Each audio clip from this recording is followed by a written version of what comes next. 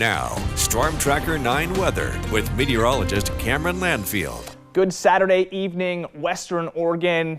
Hasn't been so bad out there today, just a little colder than you would have anticipated. But I've got some good news that comes with that colder air, and that's going to be a drop in the pollen levels. This is our most recent pollen level here. The most recent reading does show grass pollen dropping just right on the edge of high, where it was in those mid-highs yesterday and earlier this morning, and tree pollen just right on the edge of low as well. So if you have allergies, you can expect them to be recovering through today and tomorrow, because there's more of this colder air inbound with more activity in the upper atmosphere, which is going to keep things mixing around. So this is likely going to be getting even better for tomorrow. We won't be dealing with nearly as much of a pollen issue.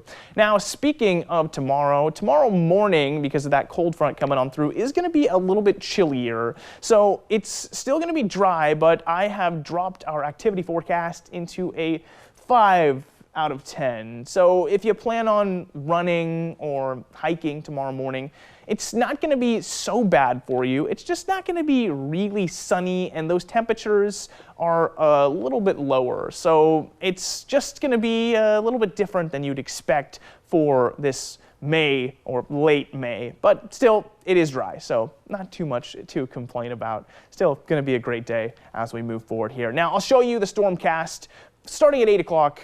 What's going on with the cloud coverage? Well, it should be entirely full out over the foothills at this point, but as we move through the rest of the evening and that slow cold front gets closer, it is going to bring a little bit more cloud activity into the area. Looking at 9 o'clock there, and now we're seeing those clouds backfill all the way over the valley. Still relatively clear out along the coast, however. Then by 10 p.m. it looks similar. Again, now Newport does pick up a little bit of cloud activity at that point, though. 10:30 stretching down slightly lower. Now, I want to talk to you a little bit about air masses and what it means to have a cold front. So the cardinal directions, north, south, east, west, they all have different conditions they can bring based on the air masses that sit around in the areas that they point to. So, of course, way to our north, we have the top of the Earth, which is very, very cold, and then down towards our south, we're pointing towards the equator, which is always warm because the sun is always pointed directly at it. That brings us to the wind directions. Now, of course, there's different layers of the atmosphere, so the winds at the surface can have a different direction than those up towards the top. But let's talk about those winds up towards the top right now.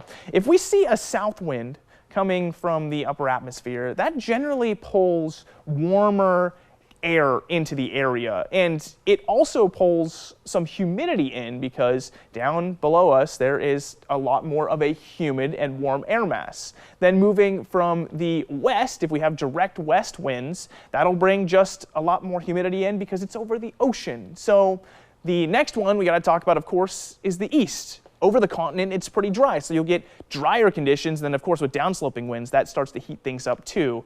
And finally, in the north, you have the colder winds. Now, we have air masses interacting, so when I say there's a cold front coming through tonight, there is winds coming in from the west and the north at the same time. So those are cooler and moister than the conditions we have now, and that is what the current front is. It's going to be cooler and moister than the current air overhead, and that's where the front comes from. That's why things are changing. So you'll see on the 7-day forecast, it's going to be lower for tomorrow, seeing 58 on the coast. It's hard to change the conditions on the coast. Out towards Tuesday, though, we do pick up a chance of rain with more of that moisture coming through. Umpqua Basin 70 down to 65 for tomorrow. Again, more chances of rain coming up Wednesday, maybe even Thursday, and definitely Friday. Cascade passes 55 for today. Chances of rain, maybe even snow Wednesday through Thursday and Friday. Finally, Willamette Valley 65 for today, down to 63 tomorrow. A little bit colder out there, and then chances of rain Wednesday and Friday.